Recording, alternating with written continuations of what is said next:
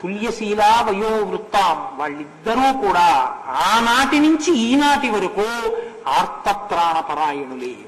ఎంత ఆర్తత్రాణపరాయణత్వమో తెలుసా అండి? సీతారాముల హృదయం ఎటువంటిది అన్నదానికి మీకు నేను ఒక ఉదాహరణ చెప్తాను. ఒకానొకప్పుడు రామదాసు గారు తిరిగి వచ్చేసిన తర్వాత భద్రాచలం ఎప్పుడూ రామచంద్రమూర్తి పూజ చేసుకుంటూ ఉండేవారు. ఎప్పుడూ రామనామస్మరణే.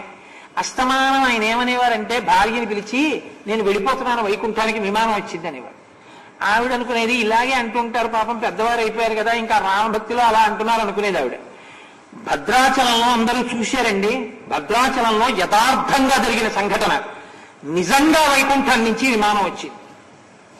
నిజంగా విమానం వచ్చి రామదాసు గారి ఇంటి ముందు వాలింది. విష్ణు పార్షదులు బయటికి వచ్చి నిన్ను శ్రీమన్నారాయణుడు తీసుకురమ్మన్నారు, సశరీరంగా తీసుకురమ్మన్నారు వైకుంఠానికి. రామదాసు గారు పొందిన అదృష్టం కాబట్టి మీరు ఎక్కండి అని చేతులు పట్టుకుని ఎక్కిస్తున్నారు.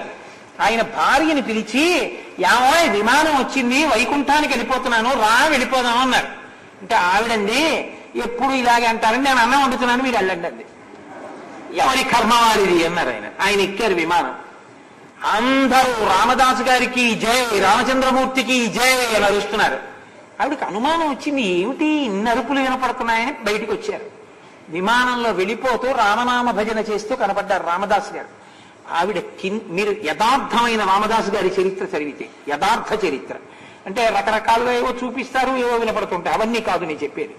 ఆవిడ నేల మీద పడి పొర్లి ఏడ్చింది. ఇటువంటి భర్త, ఆయనతో కలిసి జీవితాన్ని పంచుకున్నాను. రావే విమానం వచ్చింది వెళ్ళిపోదామన్నారు, మీరు వెళ్ళండి నేను తర్వాత వస్తానన్నాను.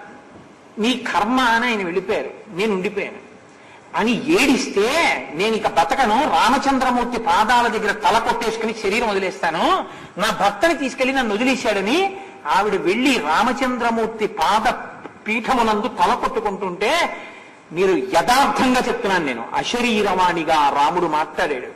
భద్రాచలంలో రామచంద్రమూర్తి యొక్క మూర్తి మాట్లాడింది. నువ్వు విచారించకు, నిన్ను ఎక్కించకపోవడంలో కూడా కారణం ఉంది. రామదాసు తర్వాత ఈ రామాలయాన్ని రక్షించగలిగినటువంటి స్థితిలో, అర్చన చెయ్యగలిగినటువంటి స్థితిలో నీ కొడుకుని సిద్ధం చేసిన తరువాత నిన్ను కూడా నాలో ఐక్యం చేసుకుంటానన్నారు. విమానం రాలేదు కానీ రామదాసు గారి భార్య కూడా రామచంద్రమూర్తిలోకే ఐక్యమయ్యారు.